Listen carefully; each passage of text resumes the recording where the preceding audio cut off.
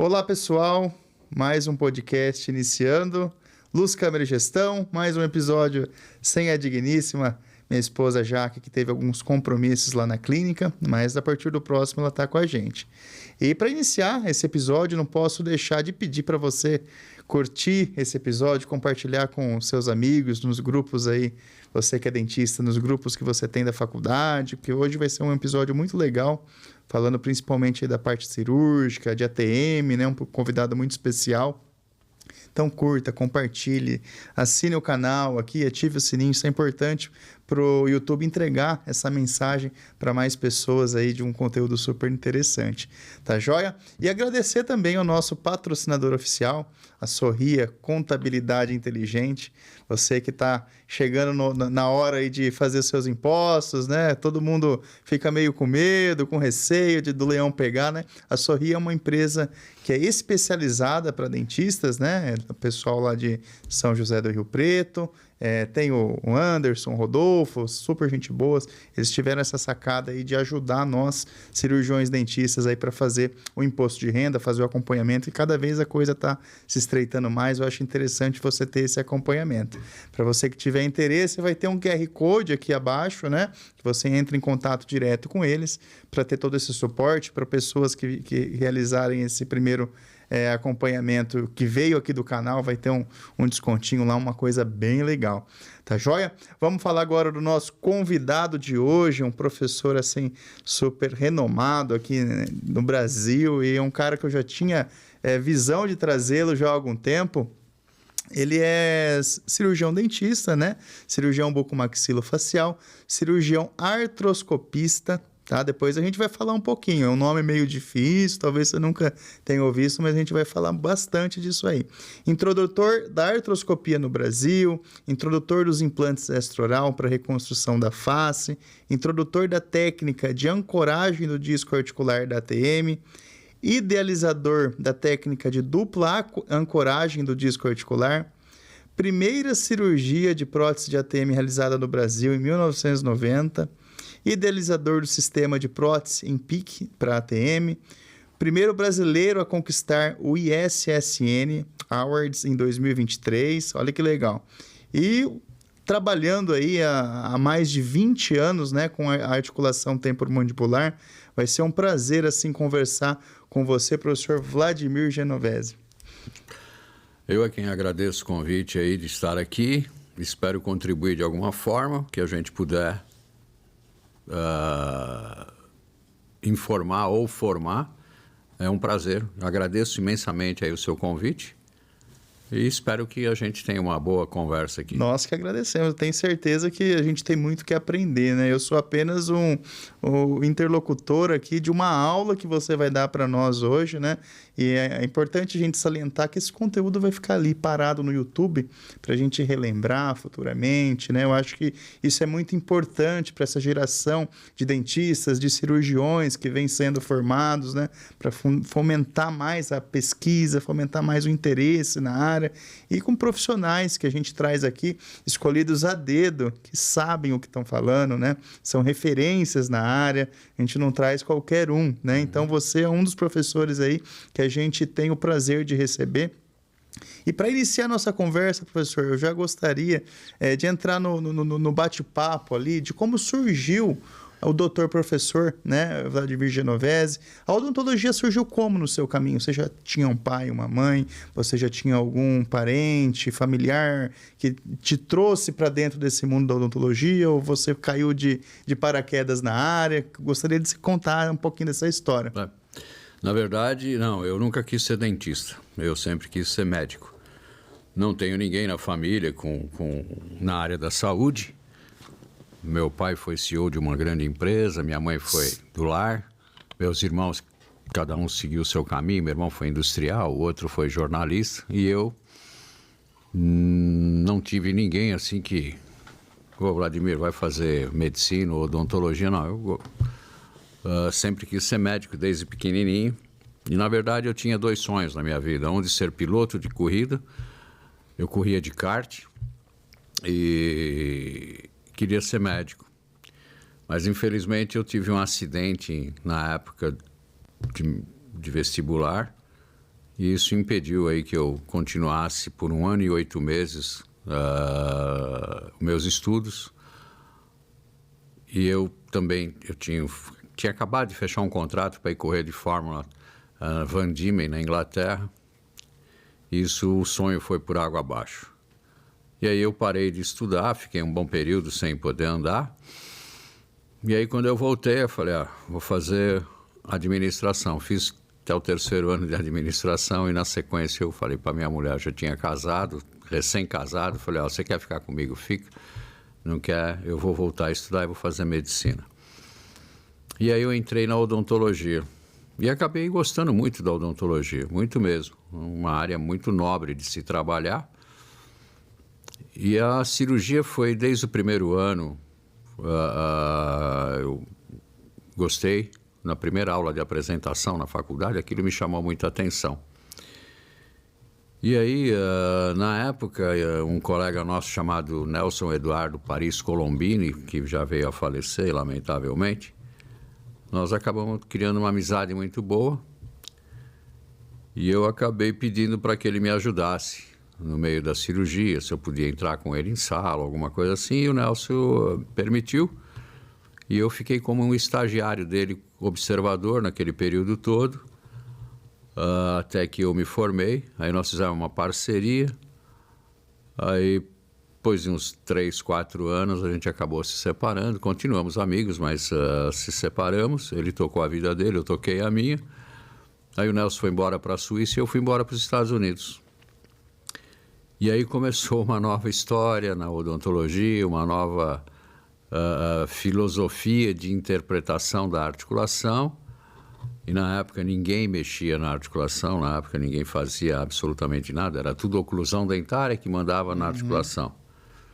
E aí eu fui para os Estados Unidos, para Chicago, no Michael Reese Hospital, onde eu fiz meu programa de estudo com eles, fiz meu curso de artroscopia com o Robert Schwartz. Isso que ano era, professor? Olha, foi em 88 que eu fui embora, 88, voltei no final de 90 e trouxe a técnica para o Brasil. Até então não tinha nada no Brasil falando sobre. De artroscopia? Não, absolutamente nada. Até a ortopedia estava começando a fazer a artroscopia de joelho na época, no qual eu até fui estudar com eles na Santa Casa, junto com Osmar Camargo, René Abdala e tudo mais. Mas era também um degrau que eles estavam galgando para uma nova modalidade. E a artroscopia de ATM, então, era um absurdo, né? Quem imaginaria colocar um artroscópio numa articulação desse tamanhinho, né? E aí eu tive a felicidade de aprender e trazer isso para o Brasil. Eu fui um cara muito esculachado aqui na odontologia, fui um cara, nossa, ouvi coisas assim que dá vontade de bater nos caras, entendeu? Mas tudo no Brasil é moroso, né? Até que as pessoas entendam o que é uma técnica nova e que ela funciona, leva aí 10, 15, 20 anos. E você levando pancada nesse período? Só tomei bordoado, cara. Fui o cara mais escrachado no meio da bucomaxilo, fui eu, posso te garantir isso, com muita certeza.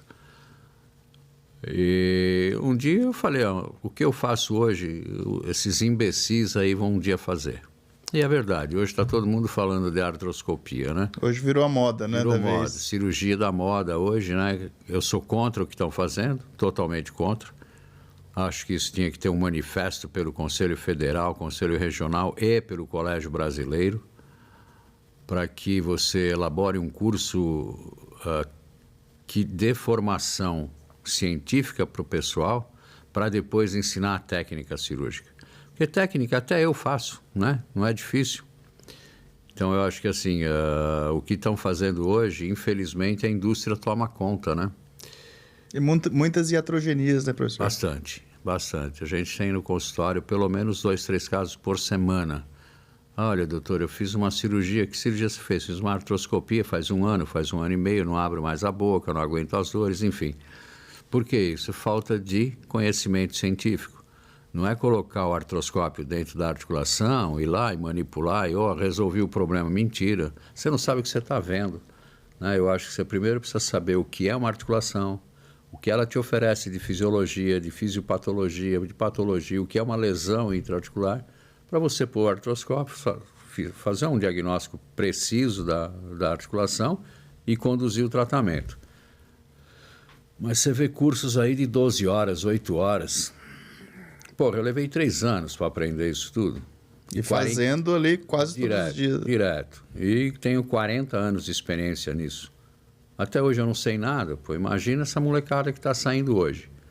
Então, virou cirurgia de moda. Eu culpo, assim, as grandes indústrias, né? Que desenvolveram os kits de artroscopia e eles precisam vender.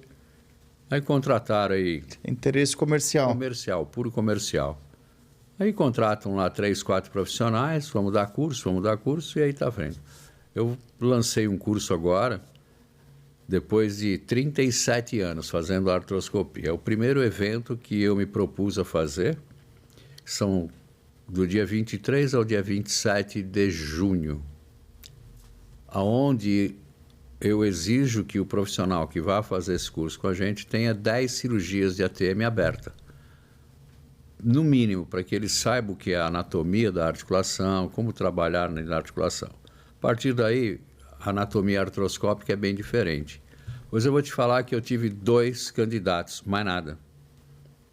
Mais nada. Aí você já pega tudo, né? Aí eu falei, bom, o interesse do pessoal não é saber uma articulação, o que é uma articulação. O interesse deles é saber como coloca o artroscópio. E faz qualquer coisa. E lava e tchau, vai embora. Ou nem isso faz, joga o kit no hamper e vai para casa e daqui 30 dias recebe uns trocos lá da empresa. Isso para mim é absurdo. Eu comprei meu kit, eu tenho meu próprio kit de artroscopia, em 1985. E ainda não tinha cursos efetivos de artroscopia, nem no mundo todo. O Murakami estava acabando de fazer as nóminas da articulação. E quando eu entrei em contato nos Estados Unidos, olha, pediram para eu esperar. Tá bom. Aguardei por 1 ano e pouco, até que o primeiro curso foi lançado. E aí eu fui embora. E aí eu fiquei no Michael Reese fazendo bucomaxilo e ATM. Junto com o Mark, com o Lou Mercury e com o Robert Schwartz. Fiquei lá por 2 anos. E nessa época, para que a gente pudesse fazer especialização de bucomaxilo, que só tinha 2 especializações na época, você tinha que ter 2 anos de formado para depois poder prestar uma prova para a especialidade. Quando eu voltei, eu dei aula para o pessoal que estava fazendo especialização comigo de bucomaxilo. Foi um negócio muito engraçado. O pessoal não gostou muito, mas fui convidado, foi o professor que me convidou. Eu falei, lógico, a gente fala. E hoje não, você sai da faculdade, tem um curso na esquina, você vai lá, faz e já sai fazendo artroscopia, né? Aí eu te pergunto, se tiver uma intercorrência qualquer no meio da artroscopia, você sabe abrir a TM para resolver o problema? Né? Ninguém sabe, cara, te juro por Deus. Se você conversar com 10 profissionais que fazem artroscopia hoje, acho que 1 sabe abrir uma TM. O resto, não. Teve uma discussão aí num grupo com alguém do Rio de Janeiro e eu perguntei, me fala aí quantas articulações você já abriu para você fazer uma cirurgia via artroscópica. Até hoje não me respondeu. Então são situações que eu sou particularmente contra. O pessoal me critica, o pessoal mete a boca, mas a minha realidade é essa. Nós tentamos frear isso, eu, o Manganello e o Lobo, e eu fiz um manifesto para encaminhar para o Conselho Regional de Odontologia e o Conselho Federal. Mas nós não conseguimos lá, o Lobo não conseguiu, acho que uma agenda com o presidente do CRO, qualquer coisa assim, freou, parou, a gente não deu sequência. Porque a avalanche está muito grande. Onde você vai é artroscopia, sabe? Cada esquina virou dentista, em cima da padaria tem um cara que dá um curso de artroscopia, você entendeu? Aí eu te pergunto, qual é o conhecimento científico disso tudo, né? Para te falar a verdade, olha, eu estava num congresso, fui dar uma aula num congresso e tinha um big shot da Espanha falando sobre artroscopia. E eu perguntei lá pro cara, como é que acontece essa patologia dentro da articulação? Até agora o cara não me deu resposta. Ele desviou e não deu resposta. Aí eu falei pro meu amigo lá, falei, pô, o cara pode ser bambambam, mas ele não sabe o que ele está fazendo, me perdoa, né? Esse negócio de reposicionar o disco, até que ponto o disco é importante dentro dessa articulação para levar um paciente à dor, né? O disco não tem inervação, não tem irrigação, não tem nada. Então ele não é passível de levar dor ao paciente. A gente leva o disco em posição para proteger o tecido ósseo e para ter uma liberdade de absorção de choque. Mais nada. Agora, o que envolve toda essa estrutura, ninguém sabe, pô. Você sabe se o disco está artrótico, se ele não está. Você sabe se eu estou com uma condromalácia grau 1, 2, 3 ou 4. Diagnóstico, né? Diagnóstico dela, né? Se eu tenho uma pansinovite, não é? Se eu tenho lá uma kissing lesion, ninguém sabe. Você pergunta para as pessoas, ninguém sabe. Estou te falando realmente o que eu ouço aí fora. Então, eu particularmente acho muito errado isso. Mas, é o que eu te disse, a indústria tomou conta do mercado. Não só na artroscopia, como placa parafuso, placa customizada. Pô, na minha época a gente fazia com fio de aço e o resultado era tão bom quanto hoje, sabe? A gente não tinha material nenhum e operava e dava resultado perfeito, bacana. Mas não, hoje é placa customizada aqui, placa customizada ali. Isso tudo tem um porquê, né? A gente sabe o porquê isso acontece. Se você me perguntar o que você acha disso tudo, eu acho tudo errado, para te falar a verdade. Eu acho tudo errado. Eu acho que devia moralizar um pouco mais. A odontologia está indo de mal a pior, no seu contexto geral. A bucomaxilo está numa situação hoje crítica. Por quê? Você vai pedir um credenciamento no hospital, está fechado. Você vai se credenciar num plano de saúde, está fechado. Você entrega seu currículo, o cara olha, acha, pô, maravilhoso, você é dentista, o senhor está fechado, não tem credenciamento. Quer dizer, por quanto tempo isso vai durar? E a molecada que está chegando hoje não vai ter espaço no futuro para operar na casa do médico, que é o hospital, não é? Eu chefiei o 9 de julho durante 30 anos, fui chefe da bucomaxilo lá dentro. O 9 de julho não aceita mais bucomaxilo, não entra mais. Quem está aberto hoje é o Sírio-Libanês, exige um grande número de documentos para você se credenciar no Sírio. Outros hospitais, Vitória, aqui do seu lado, está fechado. Enfim, está muito difícil da bucomaxilo trabalhar. Quem tem serviço é bom preservar, porque vai acabar perdendo esse serviço. Eu perdi o 9 de julho, e assim outros colegas também estão perdendo, e você não consegue mais atuar na casa do médico, que é o hospital. E aí, você vai fazer uma ortognática aonde? Você vai fazer uma artroscopia aonde? Eu fiz artroscopia no meu consultório, no consultório não, eu fiz na APCD, quando era só na rua Humaitá. Nós tínhamos lá um grupo, que acho que até hoje ainda tem, um grupo de disfunção temporomandibular. E então eu fiz algumas com anestesia local, com sedação no paciente. Loucura, isso é loucura. Mas a gente tinha lá um aparato razoável, tinha um hospital de retaguarda se precisasse. Mas isso foi uma loucura, eu sou contra. Na época eu fiz, era jovem, vou fazer aquela impetuosidade toda, mas isso é uma idiotice, eu não recomendo a ninguém. Eu sei que tem gente abrindo a TM no consultório, né? Deus o livre, o cara pega uma temporal profunda. E aí, amigo? Não dá tempo de você fazer absolutamente nada. O paciente vai chocar e vai morrer ali. E isso tudo está levando a bucomaxilo por água abaixo. Por mais que o colégio venha brigando, venha discutindo e tal, o colégio também não tem essa força. Você entendeu? Não é um órgão regulamentado, como é o CRO, como é o CFO. Então, a gente fica numa situação muito delicada de trabalho.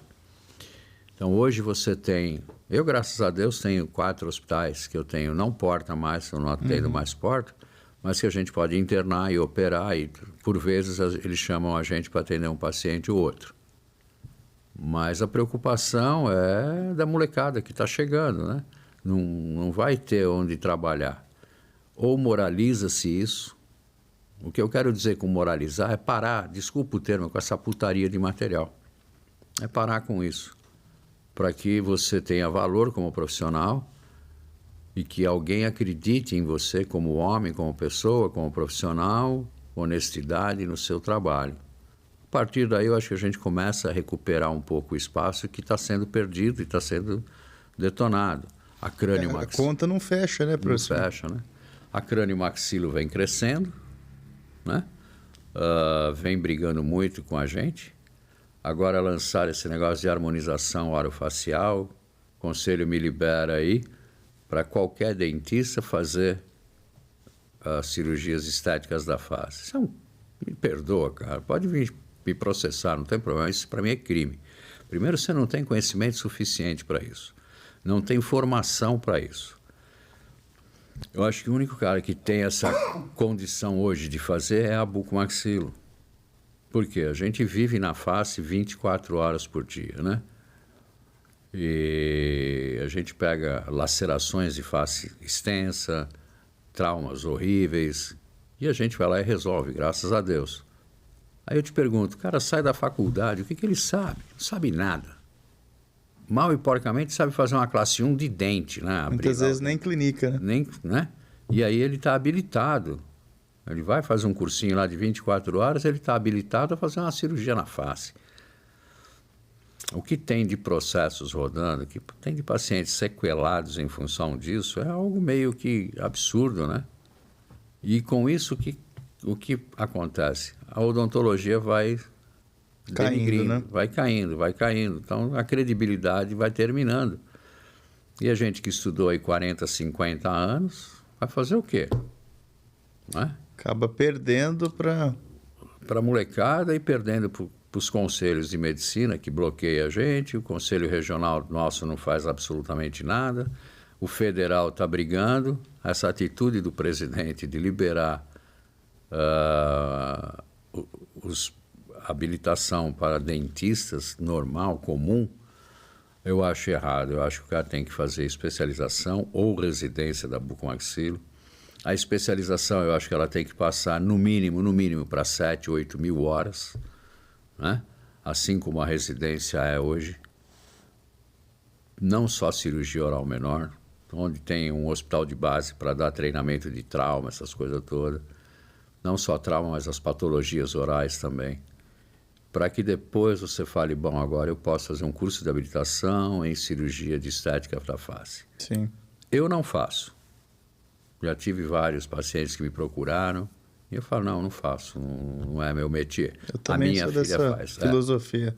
Minha filha faz, ela procura minha filha, o consultório dela abriu a porta, é o consultório dela.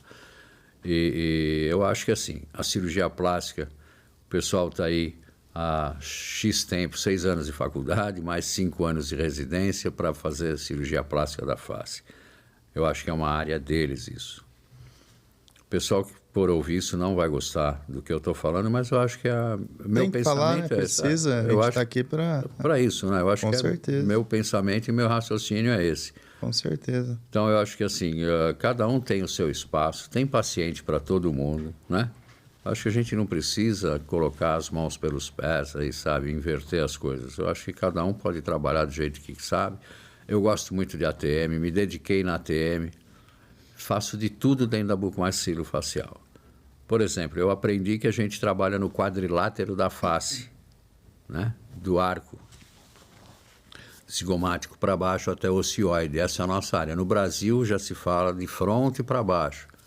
Também acho errado. Essa é uma área da neuro, não é minha área, né? Eu acho que eu tenho condições de trabalhar aqui, no quadrilátero facial. É onde eu aprendi, é onde eu mexo. Por que eu vou me propor abrir uma fronte? Tem uma fratura frontal, não tem lesão neurológica, legal. Chamo o neuro, eu entro com ele, faço a síntese para ele, não tem problema, mas tem um neuro do meu lado. Uhum. Deus o livre, eu erro e perfuro lá uma membrana. Cada um no seu quadrado. Né? Eu acho assim, entendeu? Sim. Mas acho que a grande maioria não pensa dessa forma, não. E com isso, se você é colega, você pode ver, a odontologia está indo para baixo a cada dia que passa.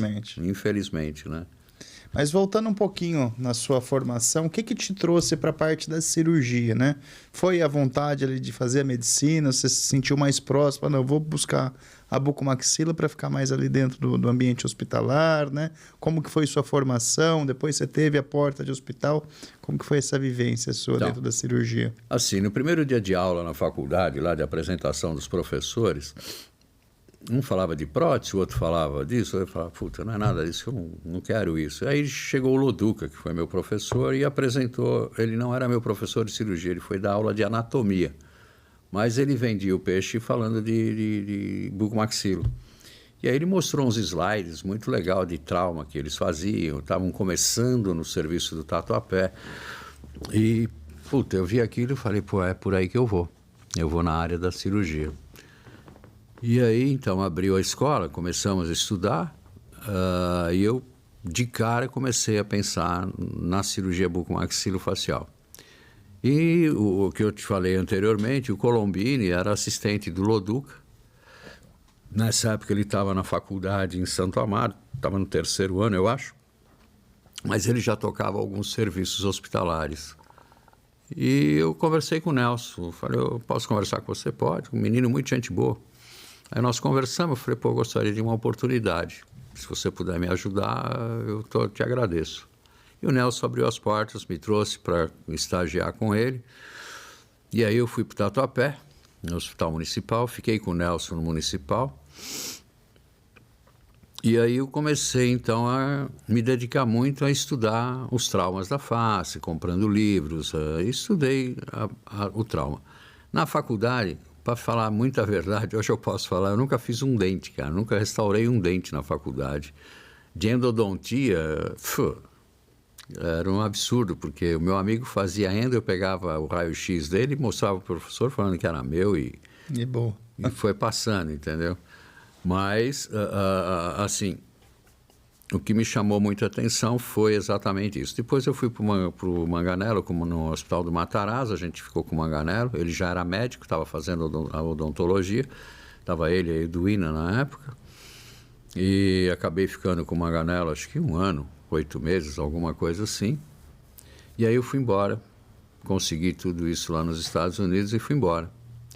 E aí, então, me dediquei bastante. Aí eu fiz meu curso de especialização em Bragança Paulista, que tinham 2 cursos. Um era na PCD e o outro era lá em Bragança. O Brasil todo. É.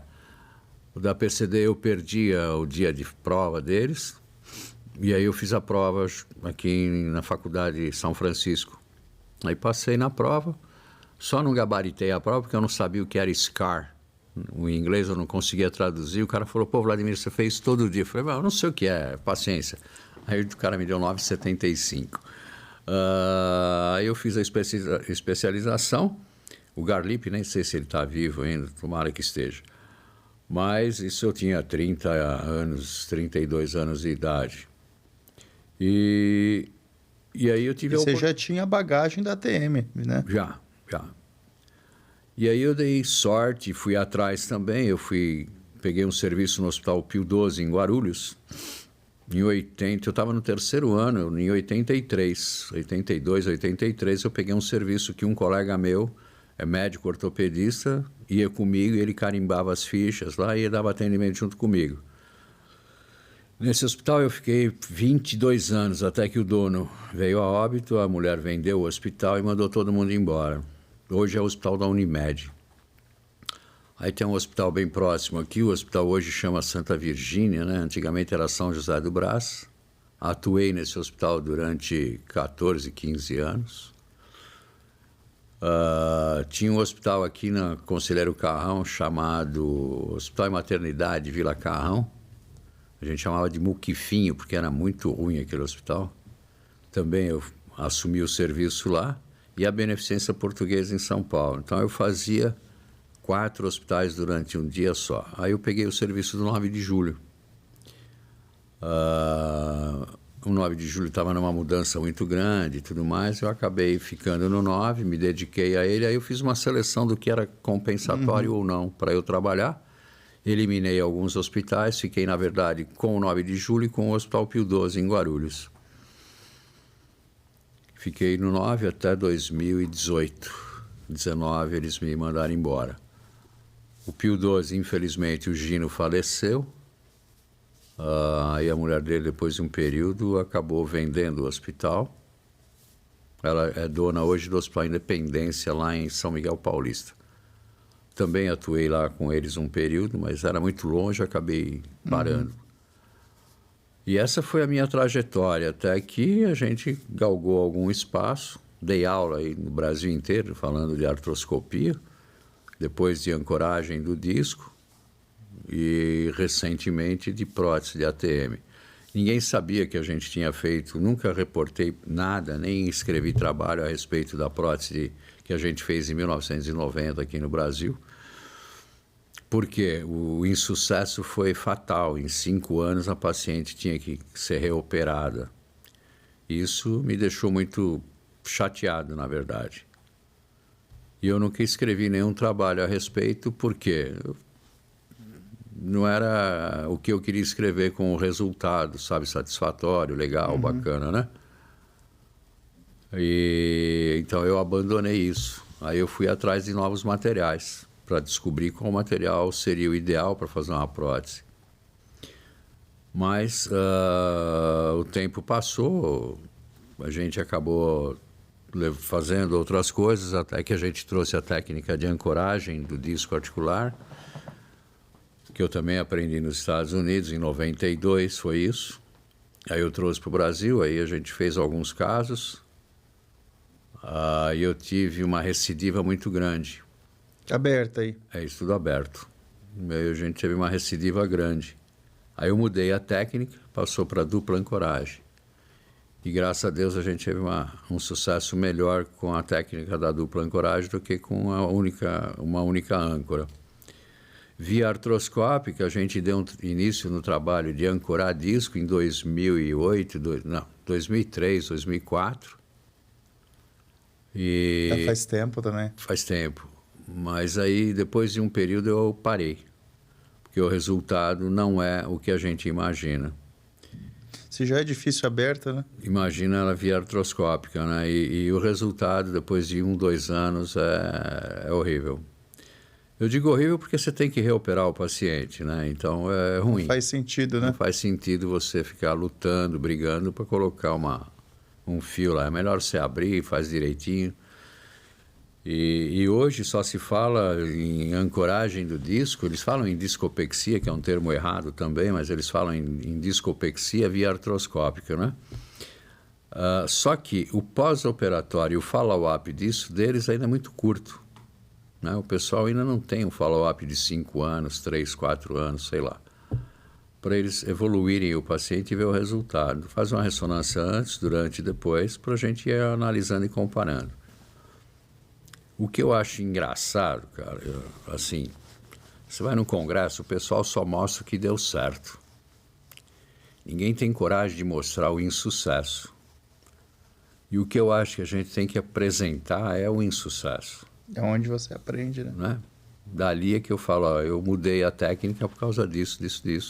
Tá aqui, ó, antes, durante e depois, entendeu? Mas você vai no congresso, o cara só mostra o sucesso dele, nunca mostrou nada errado, né? Falando em prótese, você vai numa aula de prótese do Mercury, ele fala que tem pacientes com 25 anos utilizando a prótese. Aí um dia eu me invoquei e falei, pô, Lu, mostra aí um paciente com 25 anos. Nunca mostrou. Então, ou o material dele é diferente do que é produzido aqui no Brasil, porque as minhas cirurgias de prótese, eu vou te falar, depois de 4, 5, 6 anos, eu tenho que reoperar meus pacientes. Eu vou fazer uma semana que vem, um reop, num garoto de 37 anos de idade. Teve uma fratura bilateral, anquilosou, e a gente colocou uma prótese nele faz 2 anos. O cara não abre a boca, né? Então, é assim, você abre, tem um tecido hialino revestindo toda a prótese, uma maçaroca desgraçada ali dentro. Ah, mas você faz uma higiene mais um tempo. Pô, quanto tempo a gente vai ter que ficar operando esses pacientes? Por quantas cirurgias a gente vai ter que fazer nesse paciente, né? Até que a gente descobriu esse bendito material, o PIC, em 2006, 2005, alguma coisa assim. E aí, rapaz, eu não sei se eu fiz certo ou fiz errado. Eu montei uma indústria. E eu fiz âncoras em PIC. e a prótese em PIC também. Aí fizemos todo o protocolo do hospital, pedimos autorização no CEP, aquela coisa toda, né? Científico, foi feito, fizemos o trabalho. E antes do PIC a gente usou umas próteses em ouro, porque o ouro não agrega, não permite agregação plaquetária sobre ele. Fizemos 100 e poucas peças dessas na época, isso foi em 98, 97, 2000, alguma coisa assim, que a gente começou a fazer essas cirurgias, com a prótese em ouro e a cavidade glenoide com polietileno. E aí a gente substituiu e fizemos uma análise comparativa das próteses que a gente tinha com ouro, as próteses convencionais e a prótese de PIC. E assim, o resultado é da água para o vinho.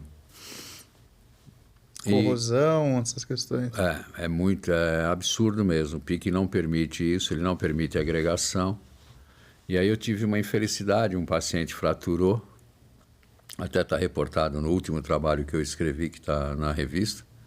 Ela fraturou a prótese em PIC, mas foi um ato, infelizmente aconteceu, porém permitiu que eu removesse o tecido da região, mandasse fazer análise dele histológico, e a gente viu que ali as partículas que são liberadas durante o movimento de fricção com o PIC, elas são absorvidas pelo corpo humano e eliminadas via natural.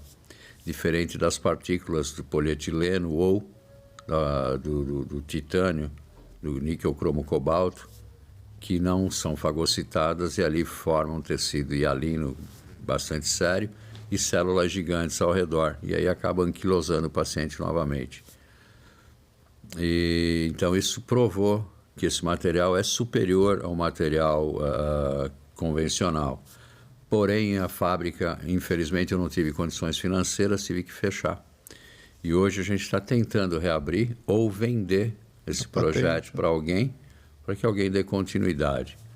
Mas, até agora, as empresas que eu conversei, nenhuma teve interesse, porque eles já têm as próteses deles e não querem mudar.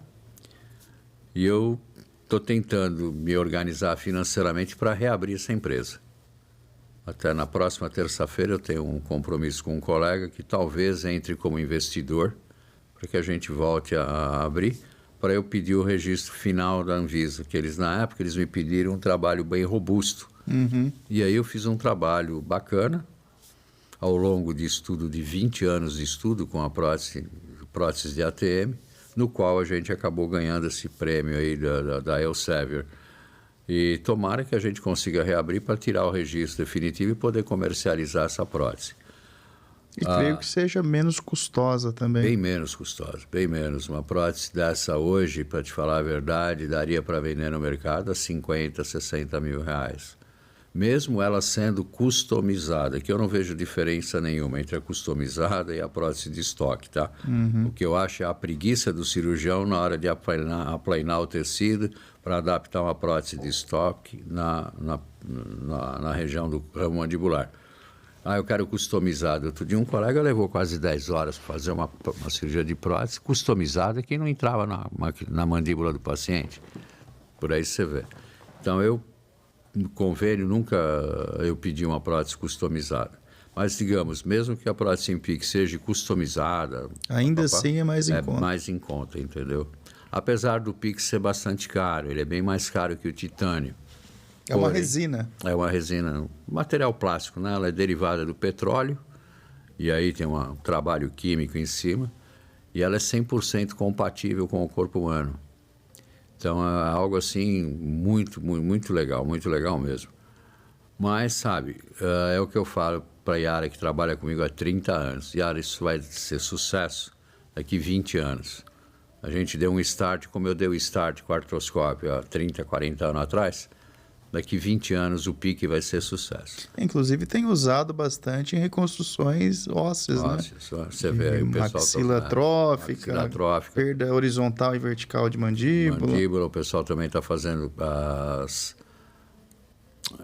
como é que chama? As próteses para malar, para ângulo de mandíbula, fazendo prótese dentária com o PIC. O único insucesso que eu vi do PIC foi implante dentário. Eles fizeram os implantes dentários, mas ele não agrega no tecido ósseo, então perdeu, né? E recentemente o Mercury me mandou um trabalho que ele perguntou, teu pique é com fibra de carbono? Eu falei, não uso fibra de carbono. Fibra de carbono está dando reação alérgica nos pacientes, que seria fatal que acontecesse, com certeza, mas o pessoal da ortopedia usa muito. Ele é muito rígido, muito rígido mesmo. Então o pessoal está fazendo placa e parafusos para substituir as placas em titânio. Fizeram uma prótese total de quadril, perfeito. Cara, olha, o FDA tem aprovou. resistência. Tem uma resistência muito boa. O FDA aprovou, o cara já está vendendo, é um chinês, o cara já está vendendo isso. Ele testou isso durante 6 meses nas ovelhas. Fiquei até bravo com esse cara, porque ele matou as ovelhas para fazer o corte histológico. Falei, pô, não precisava fazer isso, né? Anestesiava, abria, tirava e fazia o corte e deixava o bicho vivo, porra.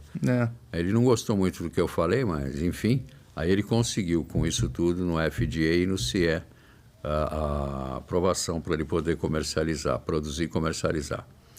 E eu acho que o PIC é futurista. Eu estive agora na Itália no congresso, a Martin já tem placas e parafusos em PIC.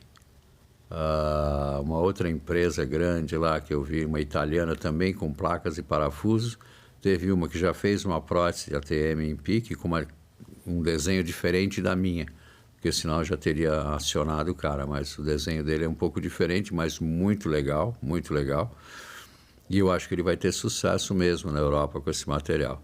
E o PIC vem numa crescente muito grande na Europa e nos Estados Unidos.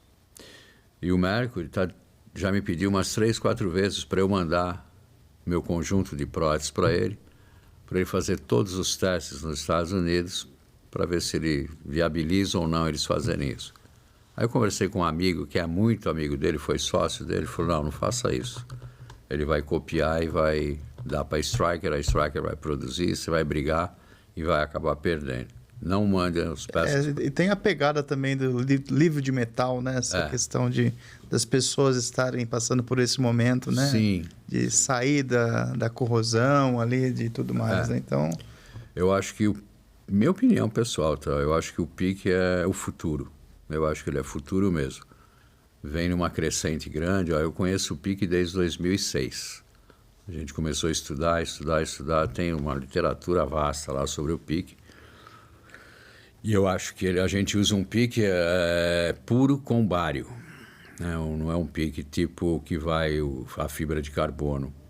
A gente usa com bário, eu uso com 20%, simplesmente para ele aparecer no raio-x, para provar para o plano de saúde que foi usado.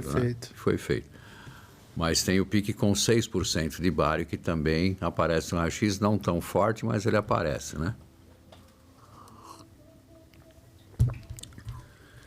E para falar um pouco para os nossos ouvintes aqui, professor, tanto para recém-formados, dentistas, né, ou graduandos, ou até mesmo para pacientes que às vezes estão nos ouvindo, o que é uma artroscopia e quais as suas indicações reais? Então, artroscopia. O que é o artroscópio, né? Eu acho que a gente tem que primeiro conhecer o artroscópio, né? Na época que eu fiz, existiam 2 tipos de artroscópio com lentes diferentes dentro dele, né? As lentes de Röntgen e as lentes que são hoje paralelas. Então, é o artroscópio, instrumento, o meu tem 2,3 milímetros de diâmetro, mas o pessoal costuma usar de 1,9. É um instrumento com 2 milímetros de diâmetro, no seu interior um conjunto de lentes. E se faz a penetração via articulação, insufla essa articulação em primeiro lugar, e aí você desce com o artroscópio. Primeiro você faz a puntura com os instrumentos, chama-se trocarte de ponta-rombo e ponta-aguçado. Primeiro ponta-aguçado e na sequência de ponta-romba para cair na articulação. Substitui essa ponta-romba pelo artroscópio. O artroscópio nada mais é do que um instrumento para diagnóstico intraarticular, tanto no joelho, o ombro, a articulação sinovial no seu contexto geral. Tem as indicações que são precisas dadas pelo International Club for the Advancement of TMJ Arthroscopy. Isso foi feito em 1980, se não me falha a memória, 80, 82, alguma coisa assim, foi quando o clube de artroscopistas americano decidiu. Então, é assim, quando o paciente apresenta dor ou limitações na boca, de abertura bucal, quando o paciente tem distúrbios psicológicos e já foi tratado clinicamente, não teve resultados suficientes, satisfatórios, é indicada a artroscopia. Pacientes que apresentam a patologia tanto articular quanto a patologia muscular, separa-se o trigo do joio, vê o que é muscular, resolve-se a musculatura, sobrou a dor articular, indica-se a artroscopia, e para cirurgias prévias, tipo tumores, para fazer o diagnóstico, alguma coisa assim. Essas são as indicações precisas para se fazer a artroscopia. Qual o objetivo de uma artroscopia número 1? O objetivo número 1 é diagnóstico. Muitas vezes eu fiz a artroscopia, enfiei o artroscópio, vi o que era, tirei, abri o paciente e resolvi a cirurgia, passei para a cirurgia aberta, né? Porque eu sabia que com o artroscópio eu não teria a condição de realizar o que eu precisava. Então a gente passou por uma cirurgia aberta. Já vai preparado. Isso o paciente também sabendo e consciente do que a gente faria. Então, o número 1 do artroscópio, o objetivo do artroscópio é diagnóstico. Não sei se vocês conhecem a história ou não, mas isso começou em 1712, com um cirurgião ortopedista que queria descobrir qual era a lesão de um joelho. E aí esse cirurgião pegou um cistoscópio, introduziu no joelho, só que ele era iluminado com tipo uma lamparina, onde você colocava lá um álcool, gasolina e punha fogo. Aquilo aquecia demais, tanto que queimou muitos lábios vaginais, e esse cirurgião acabou machucando mais ainda os tecidos moles do joelho desse paciente. Mas ele conseguiu entender que ali era uma lesão de tuberculose. A partir daí, as indústrias começaram a tentar desenvolver os equipamentos. Aí Norderstrom, um cara lá, fez a primeira cirurgia e apresentou no congresso, na Alemanha, se não me falha a memória, e ele foi esculachado. Foi um cara assim, tiraram ele do circuito. Foi muito maltratado no congresso, falaram mal do cara o tempo todo, até que virou verdade a artroscopia. E em 1970, 71, fizeram um artroscópio, número 27, que era o número desse artroscópio, que era para pequenas articulações. Deram para o Murakami foi lá e fez a artroscopia. E colocou na articulação temporomandibular. A partir daí começou a se evoluir.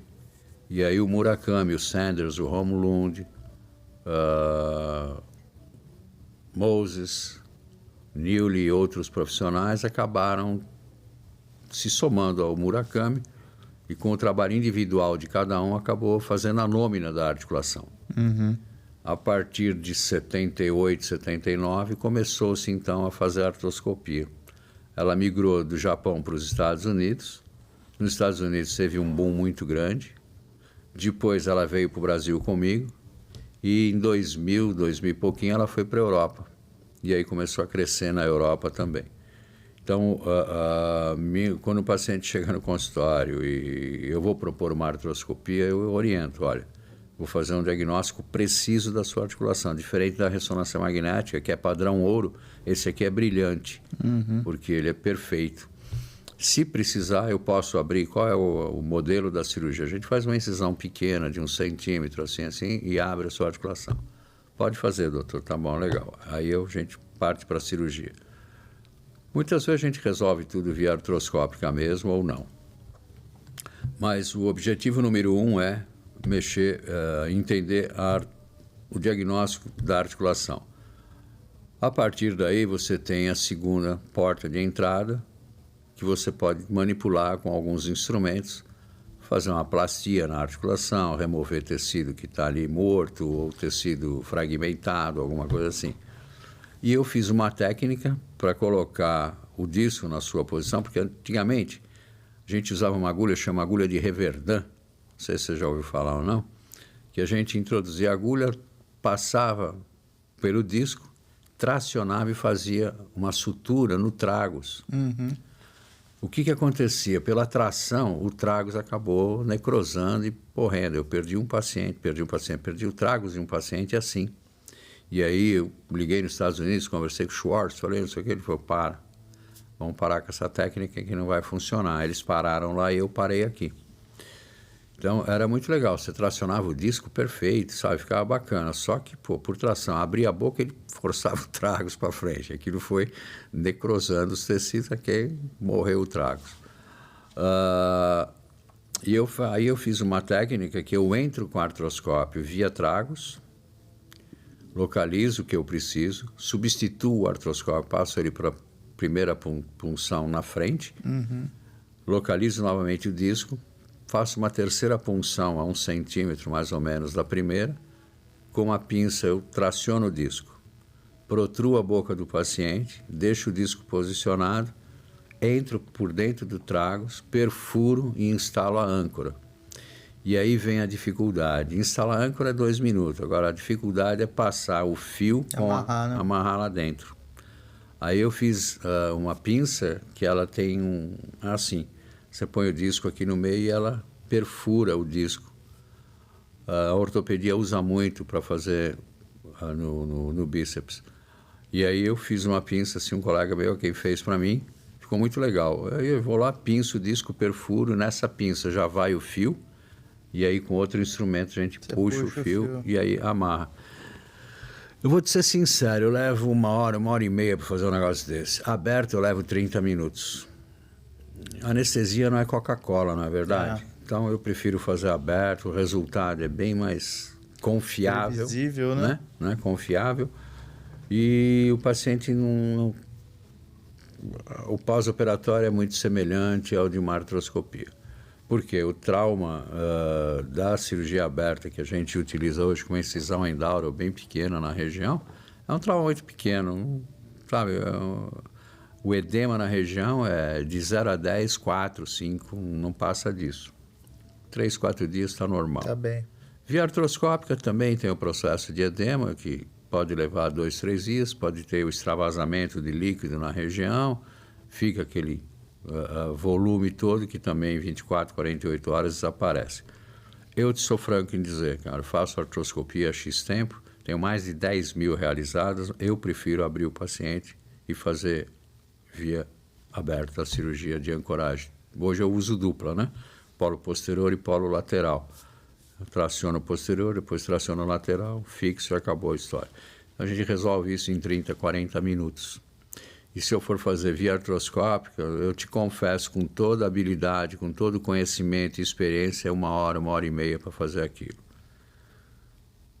Eu prefiro fazer ela aberta. O pós-operatório e o resultado ao longo do tempo, eu acho que a aberta é muito mais eficaz do que via artroscópica.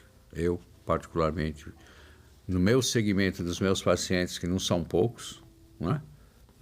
Posso te confessar que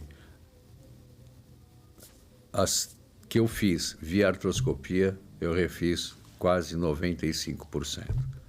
Via Recidiva, aberta, né?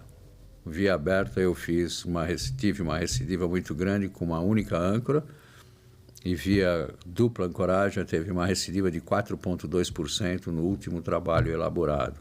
Tem um outro que eu vou soltar, acho que semana que vem eu já devo mandar para a revista, que não deu 3% de recidiva ao longo de 522 cirurgias realizadas com a ancoragem dupla. Dupla ancoragem. Então é assim, a artroscopia, eu sou fã número 1 dela. A imagem é maravilhosa, você tem um diagnóstico perfeito, perfeito mesmo. Alguns movimentos dentro da articulação temporomandibular é permitido, né? Mas é diferente de você trabalhar no ombro ou no joelho. Maiores, né? Você tem espaço, você sabe, pode trabalhar com 3, 4 instrumentos. Eu já fiz cirurgia no joelho, eu sei como é que ela funciona. Já pedi para um colega deixar, ele me deixou, eu fui lá e fiz. Mas na ATM, cara, é uma articulação de 1,5 por 1,5, 1,8. Sem contar quando você pega um disco todo degenerado ali. O que você vai fazer? Friável, né? Eu soltei uma imagem outro dia aí, de uma condromalácia em grau 4, sem disco já, foi embora o disco, né? E ainda perguntei, você quer saber o diagnóstico disso aí? Venha fazer o nosso curso que você vai entender o diagnóstico preciso dessa lesão, patologia que a gente está mostrando. Por que isso? Eu nunca ouvi ninguém falar aqui que usou um shaver dentro dessa articulação, né? Eu tenho o meu shaver, eu mesmo fiz um shaver para você fazer um aplanamento de toda a cavidade quando ela já está toda machucada lá em condromalácia em grau 4, que já está toda, né? Você tem tecido ósseo exposto e tudo mais. Então você vai lá, faz um shaver na região. Eu nunca vi ninguém falar em shaver, só vejo falar disco reposicionado. Ah, passei a agulha lá, deu certo, suturei o disco. Eu suturei o disco, eu não sei o quê. Porra, meu, será que os caras não sabem o diagnóstico de outra patologia dentro da articulação? É impossível, né? Parece que é só o mau posicionamento de disco. Só sabe interpretar o disco, entendeu? E que nem sempre ele é o X da questão, cara. Nem sempre ele é o X. Né? Existe quando o disco está totalmente anteriorizado, a zona bilaminar ela prolifera por sobre o côndilo. E pelo traumatismo constante, ela acaba ou se degenerando por completo, ou ela se metaplasia e forma um tecido cartilaginoso falso, que dá proteção condilar contra a eminência da articulação. E o disco está anteriormente deslocado. E aí você tem a proteção. Então, eu não vejo necessidade de você abrir o paciente ou fazer uma artroscopia para reposicionar esse disco, uma vez que ela está protegida, o côndilo está protegido por esse tecido que metaplasiou.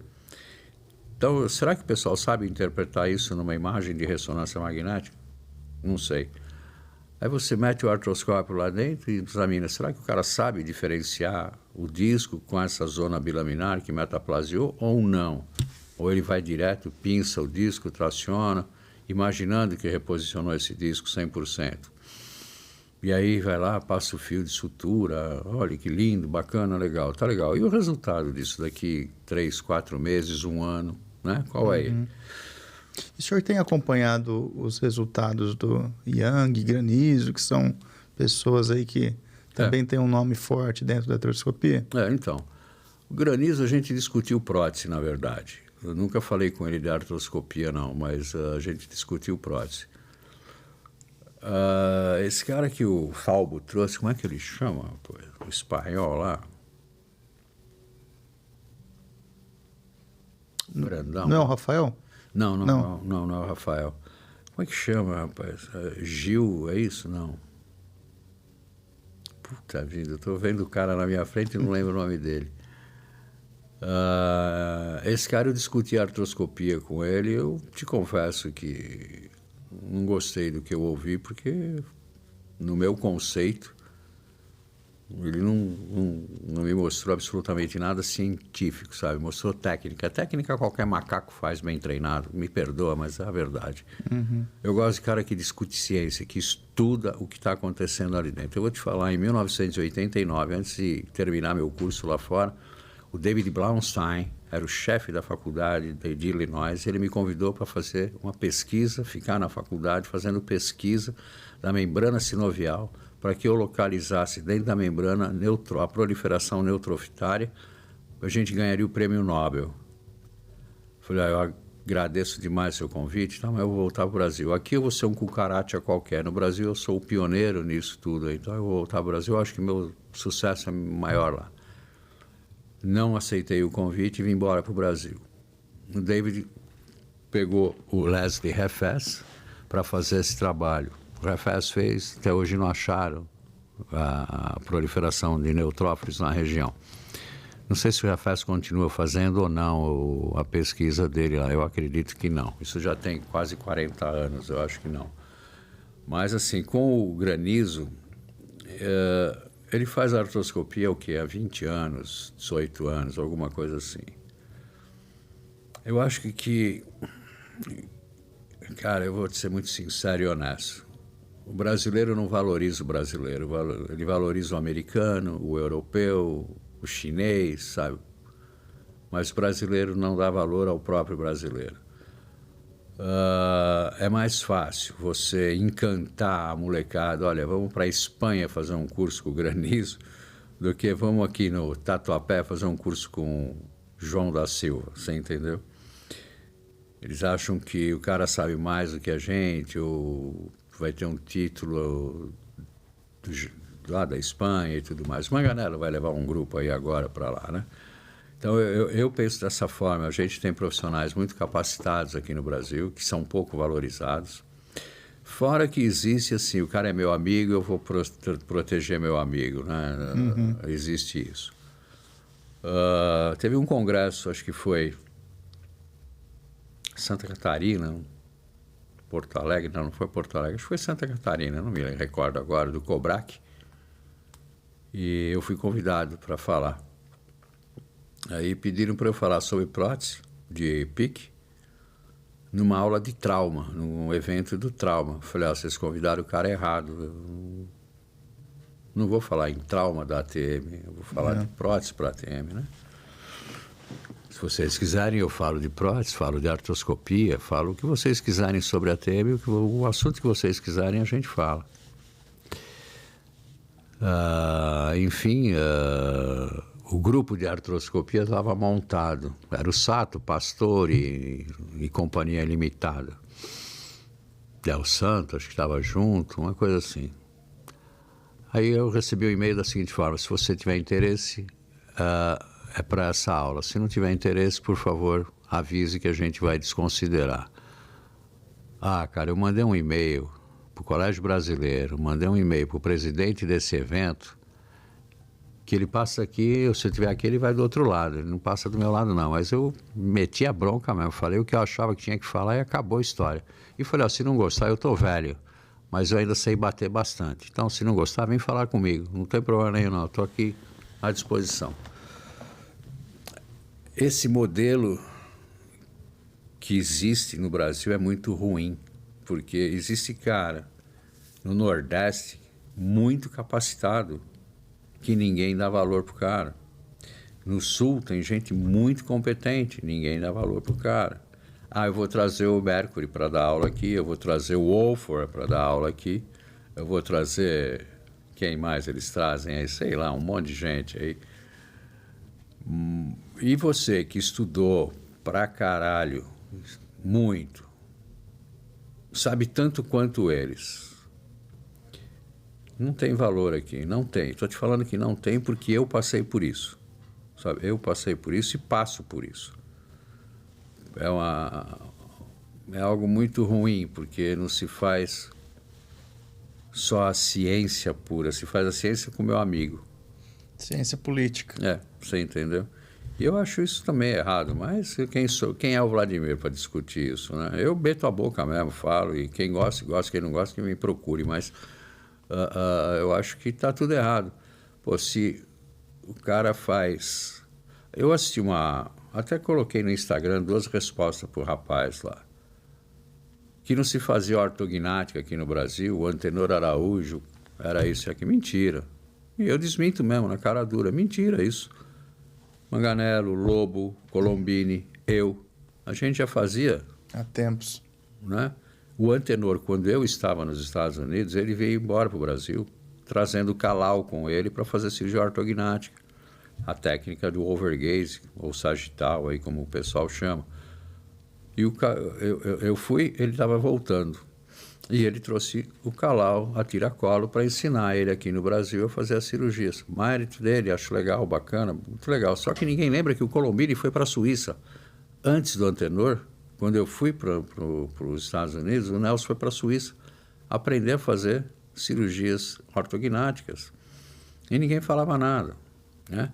Aí o menino citou um único nome. Falou, o professor Antenor Araújo, eu tô... Não, mentira, não é? Vamos falar a verdade aqui. Não admito isso, não. Meti bronca no Instagram. Aí ele foi e falou qualquer outra coisa, que teve um grupo anterior dele, mas não fazia nada na artroscopia. Você não me conhece, pô. Não existia grupo nenhum, existia o Vladimir. E outra, você não me conhece, você não sabe se eu sei operar uma ATM, se eu não sei, se eu sei fazer uma artroscopia ou não sei. Então vamos devagar, vai estudar um pouco, conhece a história para depois você falar alguma coisa. Na verdade, eu acho que eu não posso falar de quem? Do Manganello, se eu não sei a história dele. O cara tem livro publicado sobre cirurgias ortognáticas, trauma e tudo mais. É uma referência. É uma referência, pô, né? Um cara que eu respeito, né? O Lobo, a mesma coisa. Colombino, infelizmente, faleceu, mas era um cara que eu respeitava muito, operava maravilhosamente bem. Não é valorizar um único nome porque você tem interesse em pegar a faculdade onde ele trabalha. É diferente a história.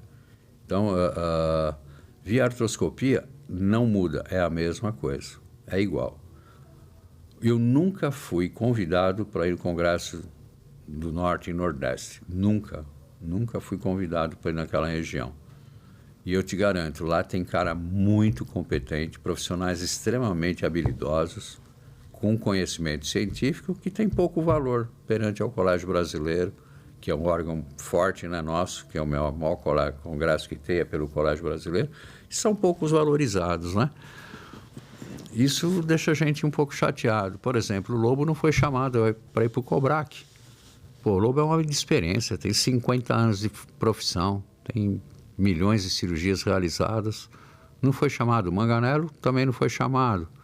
Eu fui chamado, porque alguém, acho que falou, chama o Vladimir. Sei lá, alguém mencionou meu nome e acabaram me chamando, mas não porque eu tinha, acho que, alguma coisa para oferecer de diferente, entendeu? Aí eu fui lá e dei aula sobre a prótese de PIC, análise comparativa da prótese de PIC com as próteses convencionais. Coisa que ninguém quer ouvir, porque todos eles trabalham para as empresas. E, infelizmente, o cara que falou antes da minha aula foi o cara que eu apresentei a prótese, que ele falou que nunca tinha tido problema, e o primeiro slide meu era mostrar uma prótese que dava problema, que é a prótese que ele desenvolveu. Porra, eu não tenho culpa, você concorda? Isso aconteceu e vim buscar o cara aqui no Hospital Vitória. Então, esse tipo de situação que acontece, eu acho que, assim, política é uma coisa, ciência é outra, sabe? E aqui eu vou te contar, eu estava no 100º congresso da American Association, lá, o congresso americano, por sinal fui o único brasileiro que falou lá, e à noite eu fui no evento deles. E você só entrava com um convite especial e tal, sei lá. Tinha acho que umas 5.000 pessoas lá no evento, cara. Puta, um negócio muito grande. E o Mercury foi chamado para sentar na mesa principal, junto com os presidentes e tudo mais. Fizeram uma puta homenagem para o Mercury, porque ele é o homem da prótese TMJ Concept, depois agora é Stryker e tudo mais. Fizeram uma puta homenagem para ele. Mas não fizeram para o Wolford, que é um cara também que trabalha com prótese há 35 anos, 10 anos além do Mercury, né? E esqueceram o Wolford, deixaram o Wolford de lado e só consagraram o Mercury, entendeu? Então não é uma coisa nacional, né? Não, isso é mundial, sabe? O cara é meu amigo, sei lá, então vamos favorecer interesses, né? Interesses, né? E aqui no Brasil não é diferente não, sabe? E já tive algumas encrencas aí, não assim, briga pessoal, não, nada disso. Mas por você até ser... Eu te disse, eu fui um cara muito escrachado nesse meio. E eu não levo nada para minha casa, não tenho papas na língua, sabe?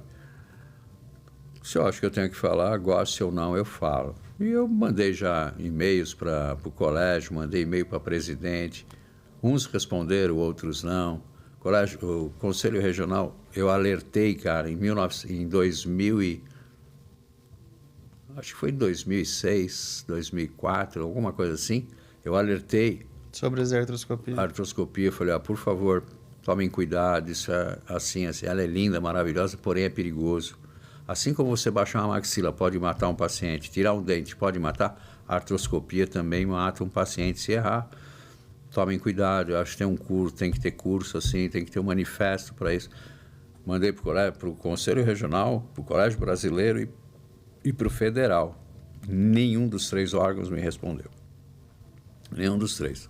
Aconteceu o que aconteceu aí, você sabe das histórias, a gente fica chateado com isso, mas é uma imprudência. Por exemplo, eu estava na Itália, o Granizo veio falar antes de mim. E aí ele apresentou que ele colocou etamolim dentro da articulação do paciente para fazer uma coagulação ali e tal. Aí eu ia perguntar, a Yara falou, não, vai arrumar confusão, é melhor não, deixa para lá, você vai falar na sequência e tal.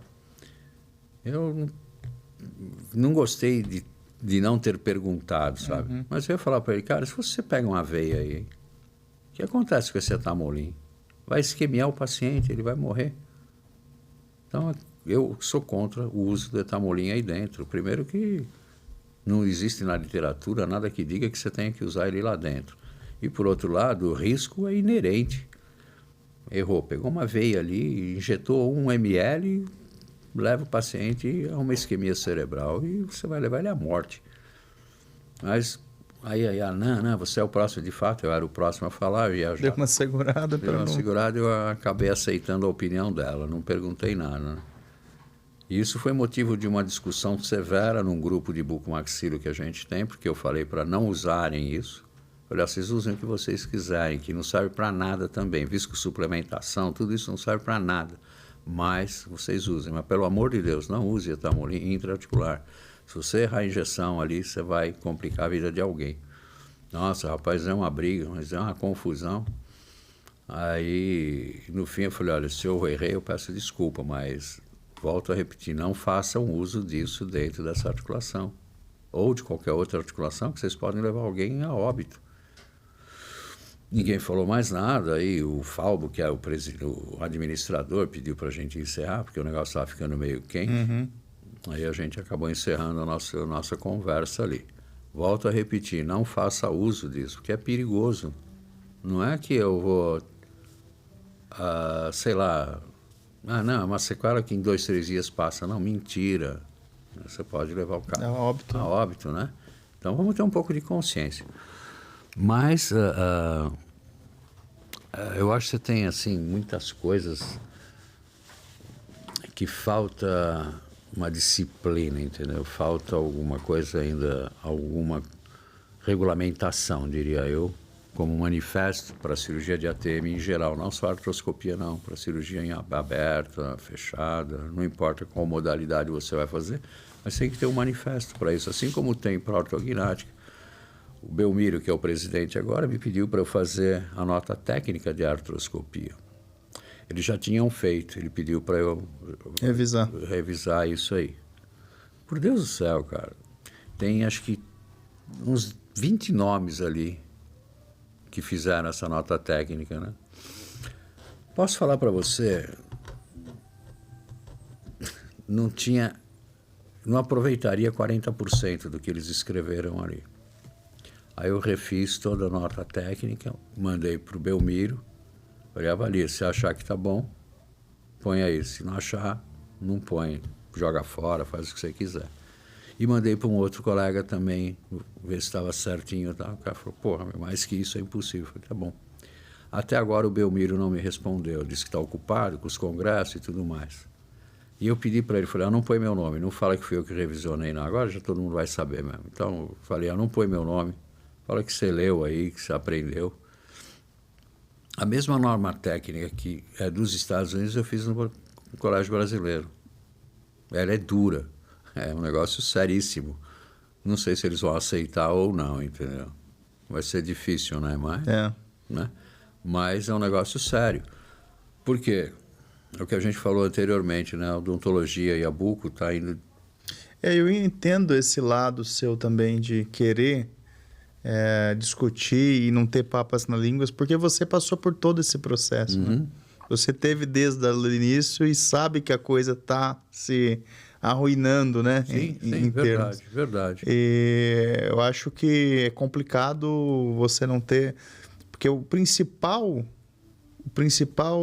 motivo é o bem-estar do paciente. Com certeza.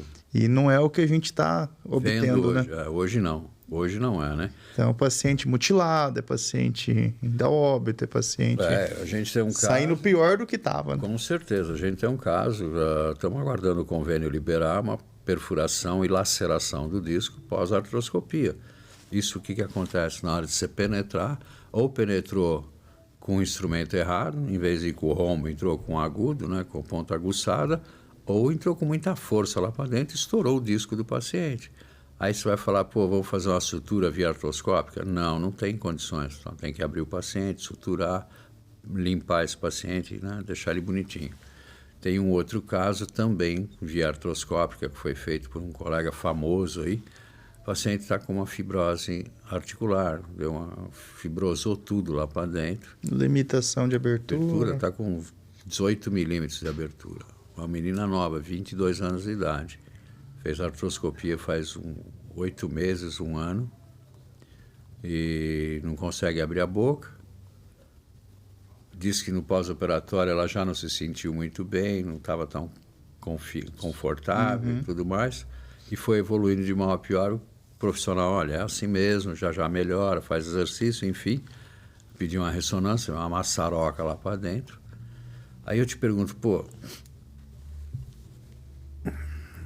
você fez a artroscopia para beneficiar ou para prejudicar, né, o paciente, entendeu? Isso é que me deixa incomodado.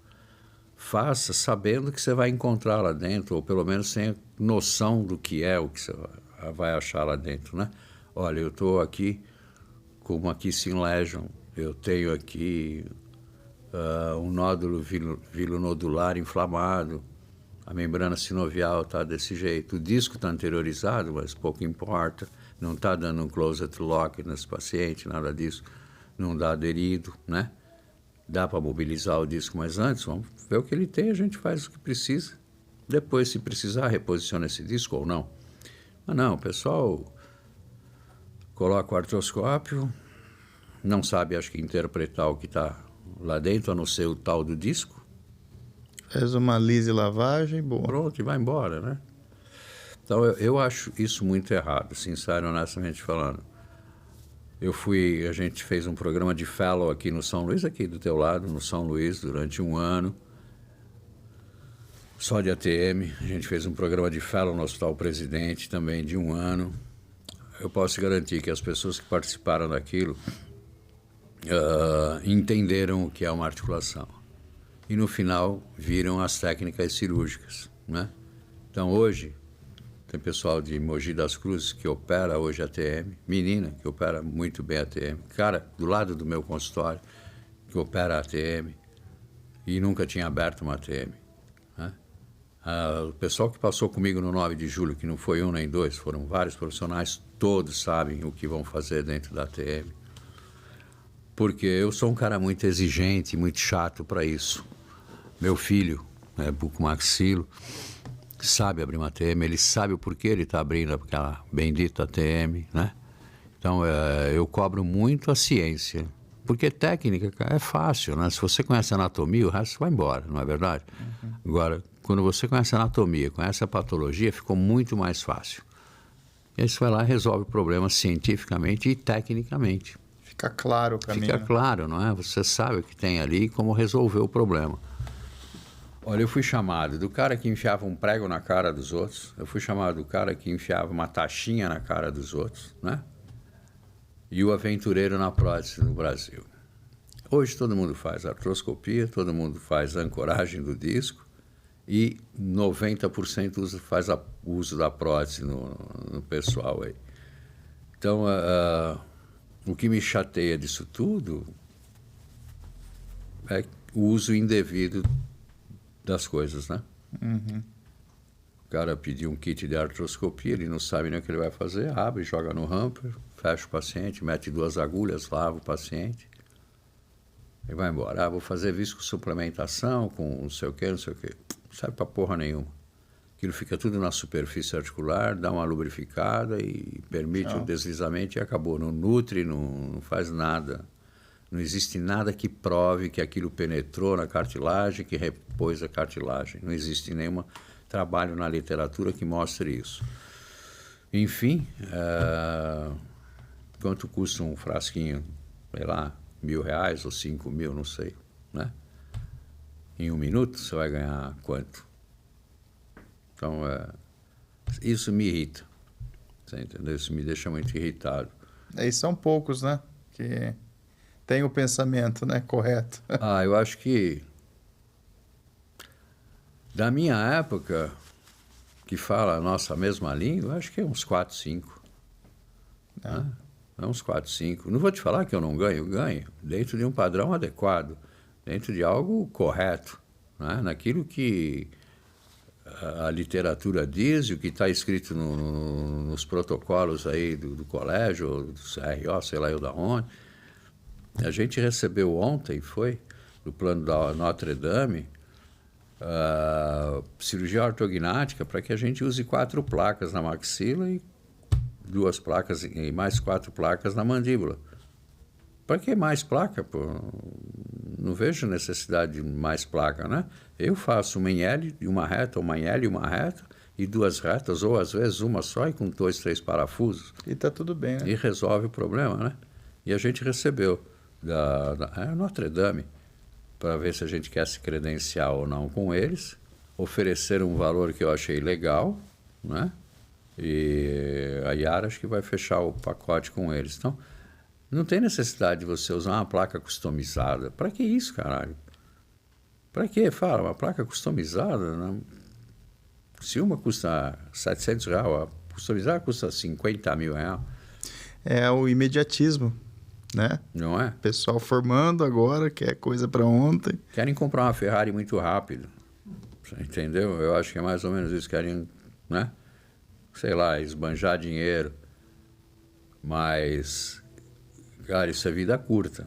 Sim, até na minha área hoje, 90% da minha rotina é com implantes e reabilitação. A gente vê um crescimento forte agora dos implantes zigomáticos. Sim. Curso a rodo, né? Mas aí você fala, o cara não faz um on-for bem feito, mas quer ir para o implante zigomático. Então, as pessoas estão pulando etapas a fim de custear a viagem para o exterior do final do ano, de mudar de casa, trocar o carro, né? E eu acho que quem perde realmente a ciência como um todo é os próprios pacientes que acabam sofrendo essas iatrogenias, muitas vezes irreversíveis, né? Muitas vezes irreversíveis. Eu estou com um caso de um implante zigomático, o paciente fez uma pansinusite, infectou de tal forma, o paciente me procurou, vi uma tomografia, vi o paciente drenando pus bilateral, nossa, um negócio muito ruim, cara. Uma moça nova também, 41 anos de idade. E eu falei, olha, é melhor a senhora voltar em quem fez, porque tem que remover isso tudo e eu não sei se a senhora vai perder essa maxila toda. Olha só. Então é melhor a senhora, não volto, doutor, pelo amor de Deus, não sei o quê. Eu falei, olha, o seu caso é bem complexo, difícil de se tratar, não é tão simples, a senhora perdeu toda a parede anterior dos 2 lados, movimento a maxila da mulher, aquilo sobe e desce, parece que ela está com um sapato solto na boca. Eu falei, olha, para eu assumir o seu caso, os honorários não são baratos, eu acho melhor a senhora voltar para o profissional. Aí o marido, doutor, quanto o senhor vai cobrar isso aí? Eu falei, X mil reais. O cara se espantou. Eu falei, menos que isso não dá para eu trabalhar, porque a minha responsabilidade é muito grande. Muito grande, essa assume, né? Então, eu acho melhor o senhor voltar no cara, conversa com ele, explica, e ele tenta ajudar a sua esposa. Eles ficaram de voltar no colega para conversar com ele, ver o que ele poderia fazer, e se não desse, talvez volte a conversar comigo. É um caso zigomático. Sim, não é brincadeira, né? Tem as suas indicações. Tem, né? A minha esposa, cara, é o tipo de paciente que precisa de um zigomático.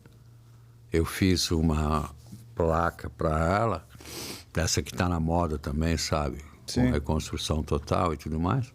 Durou 2 anos, absorveu tudo. Eu falei, puta, eu não sei o que fazer com você não, eu juro por Deus, vai ficar na dentadura. Porque você não tem base óssea nenhuma. A gente não vai conseguir ganhar a altura que você não tem tecido de mucosa para a gente fechar.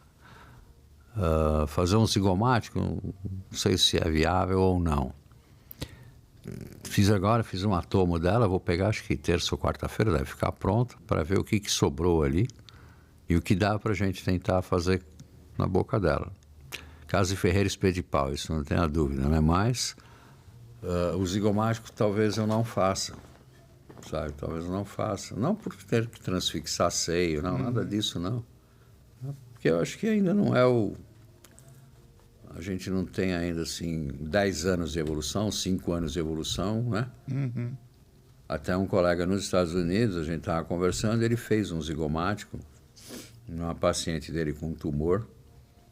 Ela perdeu todo o céu da boca, um negócio bem chatinho. E ele fez, ficou muito bonito. Por quanto tempo vai durar? Não sabe. Eles não sabem, né? Ele não tem, só tem a fixação no zigomático, aquilo é um pilar grande. Uma mordida ali, aquilo vai abaulando, vai reabsorvendo na periferia, vai perder. Pelo menos é o que a literatura diz, né? É o que acontece com as próteses, a mesma coisa, de tanto abrir e fechar traumatizando, vai absorver na região. E aí você perde os parafusos, a síntese você acaba perdendo. Então, no zigomático eu penso da mesma forma, aquilo está fixo aqui, mas você vai mordendo, lateraliza, isso vai O atrito traumatizando é grande. todo o tecido ósseo na sua periferia. E aí o trauma vai levar o quê? A reabsorção. Como o trauma é constante, não dá tempo de reposição, não é verdade? Então você vai acabar perdendo a síntese desse pilar zigomático. Não sei, eu não tenho muita experiência, mas eu pensaria 2 vezes antes de indicar um implante zigomático, entendeu? É uma última cartada, né? É. Você tem que ver como que tá a paciente, né? Não é? Avaliar ela de ponta a ponta, né? E ver o corpo do malar se é suficiente para sustentar também um pilar. Geralmente se colocam 2 na região. Sei lá, Eu não fiz nenhum ainda. Não fiz, não tenho nem intenção. Tem pacientes para a gente fazer? Tenho bastante, mas eu ainda não indiquei para ninguém. Não sei se eu indicaria, não, sabe? Uhum. Não sei se eu indicaria. Talvez o enxerto de seio, o arroz e feijão é um resultado melhor do que ficar inventando moda, né? Os caminhos são vários, né? É. Pra gente conseguir. O Bert fez o fellow comigo, que é o que vem divulgando muito aí o implante zigomático, né? Ele fez o fellow comigo de ATM. Até a esposa dele tem um problema seríssimo de ATM, já foi operada, não deu certo. Aí ele pediu para eu ver, eu vi, mas ele não deu continuidade. Acho que levou para alguém, sei lá. E ele vem proliferando muito cursos de implante zigomático. Não sei se a empresa é dele ou se ele trabalha para a empresa, mas eu sei que ele vem dando muito curso a respeito disso. Eu sei que tem congresso, acho que essa semana de implante dentário aqui em São Paulo, né? Tem. Que é 22 e 23, ou 23 e 24 e tal. Falei, eu vou dar um pulo lá, ver o que tem de novidade aí. Talvez eu vá no último dia para ver alguma aula lá. Mas eu acho que assim, é muito precoce ainda. É legal, a técnica é bacana, tudo, mas vamos esperar um pouco mais, né? Vamos deixar a coisa evoluir mais. Sim. E ver os resultados, né? A longo prazo, né? A longo prazo, né? Eu acho que é mais ou menos isso, né? E de ATM, meu querido, eu não sei muita coisa, mas o que eu sei pode perguntar, a gente vai te respondendo aí o que você precisar. Quanto à tecnologia, né? A gente vê essa crescente também do uso da tecnologia a nosso favor. Você acha que vai chegar a um ponto, né? Não sei se já estão estudando também, de inserir musculatura nessas próteses para ter uma lateralidade? Ou você acha que isso é uma limitação absurda aí que a gente não vai conseguir sair dessa charneira? Então, cara, deixa eu te falar. O grande diferencial da prótese em pique é a técnica cirúrgica que a gente fez, que o paciente sai de lá com lateralidade. Uma técnica bem simples, porém ela tem que ser bem trabalhado. Ah, mas é o músculo lateral pterigoideu que faz a lateralidade. Tá bom, eu concordo. Só que o temporal auxilia, as fibras superficiais do masseter auxiliam e o pterigoideu medial também auxiliam na lateralidade. Então, eu mudei a técnica cirúrgica e no período que o paciente ainda está evoluindo lá o convênio, demora 20, 30 dias, a gente manda ele fazer fisioterapia com carga na musculatura, tanto temporal, masseterina, quanto no lateral. Para ele clinchar bem, morder bem, apertar bem os dentes 24 horas, sabe? Ficar fazendo fisioterapia forte ali. A técnica que a gente usou, é lógico, o pterigoideu lateral ele é amputado, né? Então eu fiz um corte em linha reta de 90 graus. A prótese tem um desenho diferente, ela faz 90 graus e ela é apoiada nessa osteotomia. E a incisão é muito pequena, a gente não descola toda a musculatura do paciente. O masseter eu preservo ele inteiro. O que eu faço? Eu entro entre fibras, eu abro masséter entre fibras, localizo a peça, localizo as perfurações, perfuro e fecho. A inserção mantém. Mantenho toda a inserção, toda a cinta do masséter é preservada, tudo preservado. O temporal também é preservado, o pterigoideu é preservado. Com a fisioterapia que a gente conseguiu de compensar o pterigoideu lateral, a gente conseguiu fazer a lateralidade no paciente. Em todos os pacientes.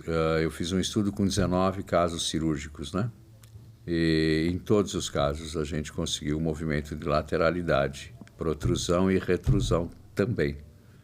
Aí vem o peso da prótese. O pique completo, ele pesa em média 3,5 gramas. Eu digo cavidade, o corpo mandibular, mais os parafusos também em pique. Uma prótese convencional pesa de 11 a 16 gramas, já é um peso bem maior. Então também tem uma certa dificuldade. O peso ajudou, a fisioterapia ajudou. E a técnica minimamente invasiva. Bem curta mesmo. A incisão pré-auricular ou endaura ou estendida até um pouco do lóbulo, né? E aqui a gente faz uma incisão não mais do que 1,5 centímetros, só para você conseguir chegar no corpo ali. E quando você visualizar o masséter, ao invés de você descolar, abre ele no meio das fibras, você localiza ali a prótese, acha as perfurações, faz a perfuração e fixa. A gente conseguiu isso. Isso incomodou o Mercury muito, muito. Até na Alemanha a gente estava dando uma aula lá, ele criticou, pôs no slide dele e tudo mais, e aí eu respondi para ele direto nos Estados Unidos. Aí ele não gostou muito, mas paciência. Depois nós fomos jantar, eu e ele. Mas a técnica é bem diferente, bem mais simples. Recuperação do paciente, eu te garanto que eu opero ele hoje à noite, amanhã, 10 horas, ele está indo para casa. O processo inflamatório é muito pequeno e a resposta ao longo de 30, 40, 60 dias é muito boa. Você vê, eu já tenho 10 anos, 10 não. O 10 foi o trabalho que eu publiquei, mas já estão com 2012 para 2015, são 13 anos de evolução dos pacientes com prótese. A última prótese que a gente fez foi em 2016, são 9 anos já de evolução. Todos os pacientes, a gente acompanhava, até pouco tempo acompanhava todos, hoje não mais, porque cada um se perdeu. Mas todos se mantiveram com a lateralidade, protrusão, abertura satisfatória em 35, 38 milímetros. É o mais próximo do fisiológico. Né? Bem próximo do fisiológico. Né? E até o Van Loon foi um cara que me parabenizou pela evolução dos pacientes e tal, a gente tem todas as fotos. E esse cara é o cara que eu mais respeito, acho que no meio da ATM é o Van Loon.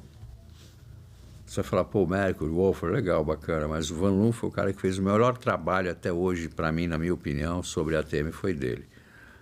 Fez um compêndio lá muito forte. E então a gente conseguiu isso. Quando eu usava prótese em ouro e eu pegava um paciente ainda que tinha uma articulação quase que virgem ali na região, tinha uma anquilose fibrosante, alguma coisa assim, eu pincei o pterigoideu na sua inserção, dissequei, soltei ele e deixei ele pinçado. Colocamos a prótese e eu coloquei super bond no côndilo e colei o pterigoideu.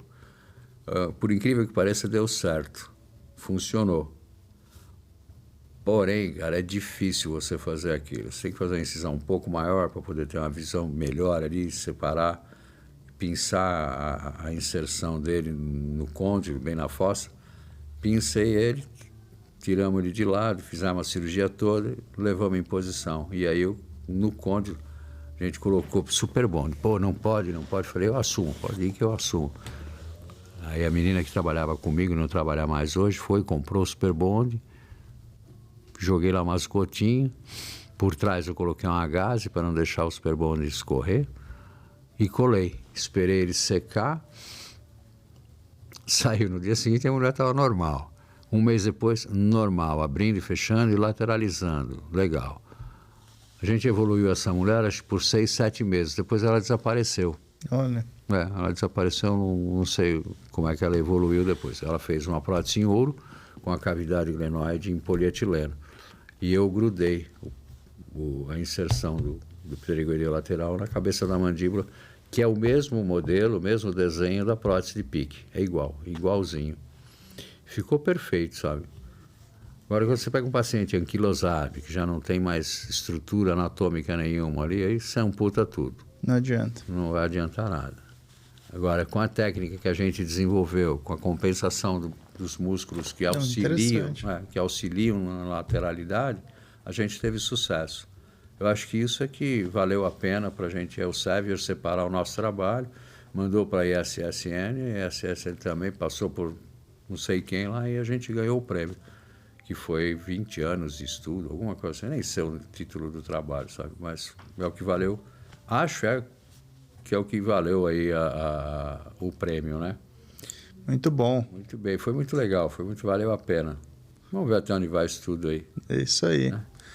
Professor, poderíamos ficar aqui mais um tempão, viu? certeza. Já passamos o nosso Horário. bate-papo aqui, mas é uma coisa que vai rápido, né? Sim. Isso que é bom. Conversa boa a gente nem vê passar, Verdade. né? Já fica os próximos convites, a gente volta a falar aqui nos próximos episódios mais de articulação temporomandibular, com certeza. Vou deixar o espaço agora para o professor falar dos seus cursos, das suas redes sociais, né? Se quiser se divulgar, aí fique à vontade para o pessoal que está assistindo. Obrigado. Primeiro eu quero agradecer o teu convite por participar, é um prazer, espero ter contribuído de alguma forma. Se eu falei alguma coisa a mais ou errei em alguma coisa, me perdoa. Quanto ao Vladimir, eu acho que quem me conhece, sabe quem eu sou. A gente tem um evento que é um curso sobre artroscopia, o primeiro que eu estou montando, na verdade. Eu já dei vários cursos, mas não com o intuito de, olha, eu vou te ensinar a técnica. E esse vai ser com o intuito de orientar o pessoal na técnica depois que eles aprenderem toda a situação da articulação. É um curso direcionado a profissionais que tenham experiência na cirurgia aberta de ATM. Até me criticaram porque outros colegas querem fazer o curso e não pode porque não sabe abrir uma ATM. Se não sabe abrir uma ATM, o que você vai querer fazer na artroscopia? Me conta. Então, fica aqui assim, se alguém tiver interesse, conversar com a gente, por favor, entre em contato. Tem lá no meu Instagram, eu não sei o telefone não, para contato, mas tem lá no meu Instagram, se alguém tiver interesse, por favor. O curso acontecerá no dia 23 ao dia 27 de junho. A gente não tem patrocinador, nós somos o Centro de Artroscopia, que foi fundado em 1988 por mim. Eu não tenho nenhuma empresa nas minhas costas, bancando, fazendo nada. É o Vladimir, Deus e a Yara e o meu filho. Então fica aí, se alguém tiver interesse, por favor, entre em contato. Que se a gente puder auxiliar e ajudar de alguma forma, a gente vai auxiliar. E mais uma vez, eu te agradeço o convite. Foi um prazer. Espero que tenha sido válido aí o que a gente conversou. É o que eu sempre falo, esse conteúdo vai ficar à disposição, né, de todo mundo aí por muitos anos, né? O pessoal saber quem é o professor Vladimir, né? Porque é importante a gente trazer grandes nomes aí. Agradeço pela participação, disponibilidade assim de imediato em participar com a gente. Obrigado. E foi muito gratificante para mim também como profissional. A gente aprende muito com as nossas conversas, né? Isso que é importante. A gente só está começando, a gente está iniciando, né? Então tem que saber ouvir muito mais do que falar. A gente já passou por tudo isso, né? Então hoje a gente está aterrissando, né? Mas assim, eu espero ter contribuído de alguma forma, espero que você tenha gostado aí do que a gente conversou. Se precisar de mais alguma informação e eu tiver como ajudar, conte comigo. Se eu não tiver, a gente vai buscar quem possa ajudar. Com certeza. E a gente fica aí à sua disposição. Mais uma vez eu agradeço o teu convite aqui. Obrigado, professor. Obrigado, pessoal, por mais um episódio. Para você que ainda não segue o Instagram do Luz Câmara e Gestão Cast, vai lá no Instagram, tem o canal de cortes nosso, né? Então, bastante conteúdo legal. O meu DR Caldeirão, cirurgias de implantes, para você que gosta. Da Jaque, Gestão Magna, que não pôde estar presente aqui com a gente. Para você que trabalha com gestão em odontologia, dá uma seguida lá. E muito obrigado. Mais um episódio se encerrando. E até o próximo Luz, Câmera e Gestão. Um abraço.